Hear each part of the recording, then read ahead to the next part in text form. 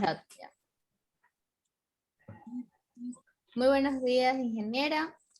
Nosotros somos el grupo que tenemos el caso de estudio del convertidor elevador. Nuestros compañeros son Brian Alarcón, Dan Agreda y mi persona Solange Herrera. Y somos el paralelo número 104. Como objetivos, tenemos analizar el circuito convertidor elevador y el comportamiento de sus elementos mediante el software Simulink MATLAB, aplicando los conocimientos tanto del componente práctico como del componente teórico. Ahí tenemos 3 objetivos específicos, que son analizar el circuito eléctrico de un convertidor elevador, trabajando de modo continuo y discontinuo.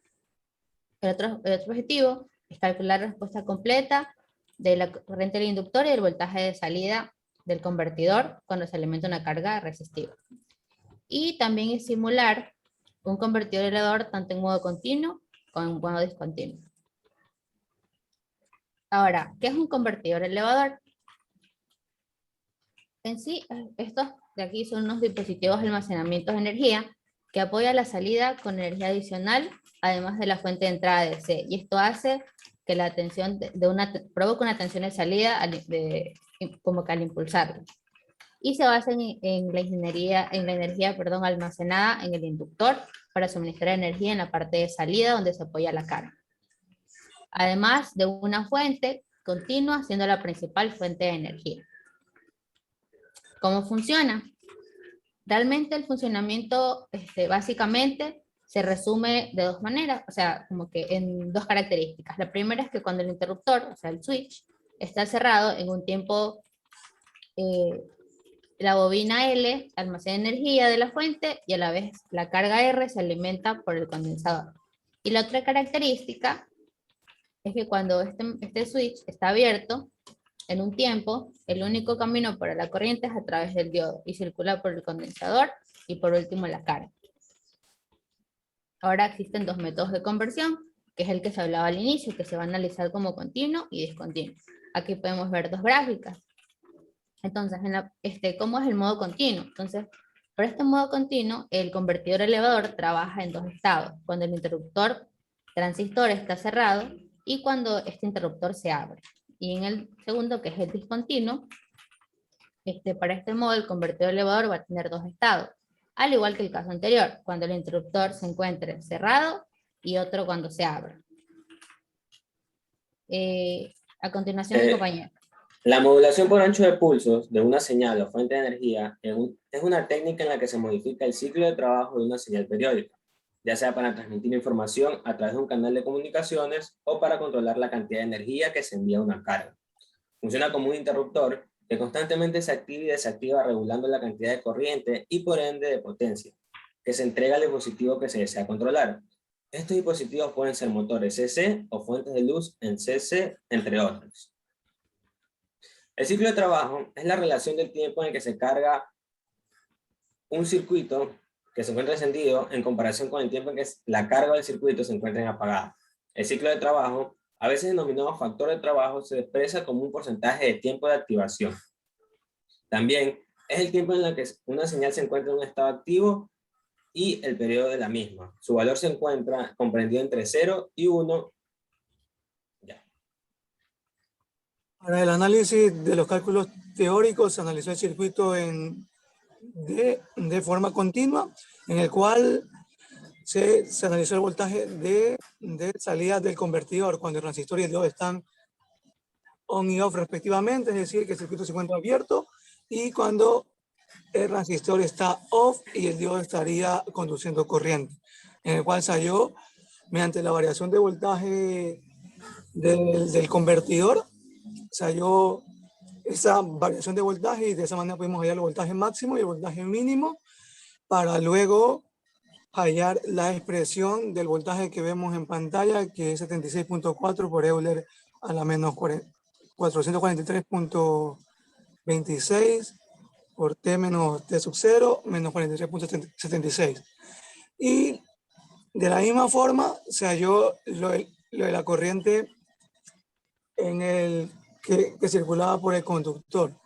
De la misma manera se tomó en cuenta cuando el transistor estaba encendido y el diodo no conducía corriente, y cuando el resistor estaba apagado y el diodo conducía corriente. Ya, siguiente diapositiva. De ahí el último cálculo para terminar el análisis continuo fue el del cálculo simplificado de la corriente del inductor y el voltaje, considerando obviamente que el voltaje de salida es constante, en el cual cuando el resistor está encendido tenemos un circuito solo inductivo, y cuando el resistor está apagado tenemos un circuito RLC serie, en el cual salió ya de la expresión completa de la corriente y el voltaje. Siguiente diapositiva. De ahí se hizo el análisis discontinuo.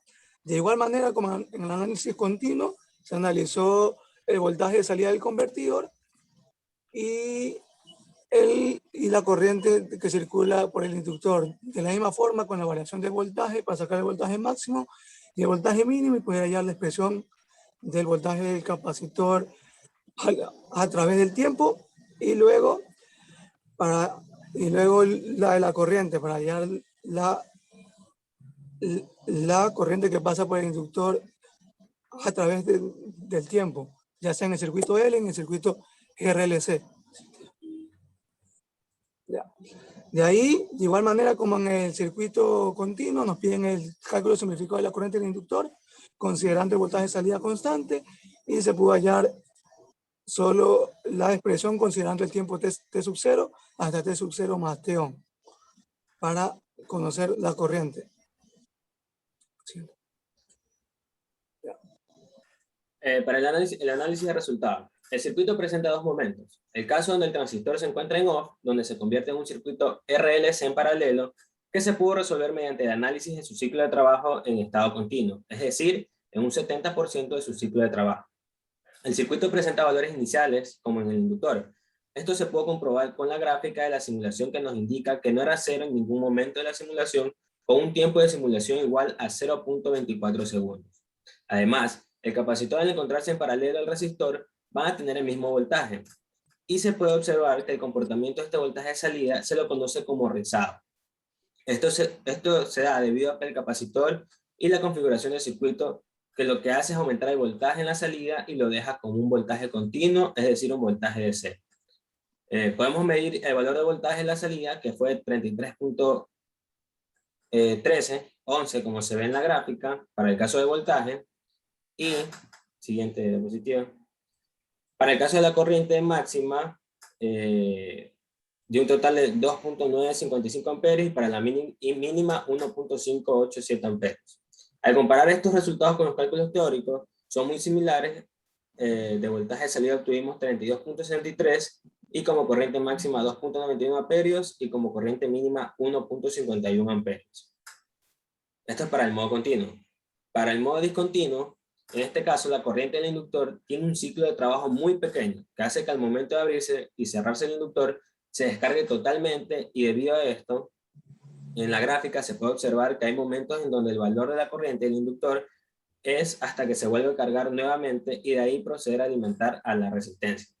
En otras palabras, un ciclo de trabajo del 30% se interpreta como el paso de la corriente por la bobina, con momentos en donde es igual a cero, dado que alimenta totalmente el capacitor y toma menos tiempo en comparación con el caso continuo, que para la energía almacenada en la bobina pasa al capacitor y posteriormente a la resistencia.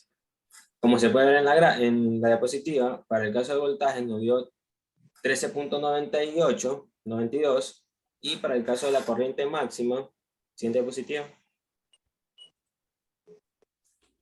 nos dio 0.7497 amperios, y para la corriente mínima fue de 0.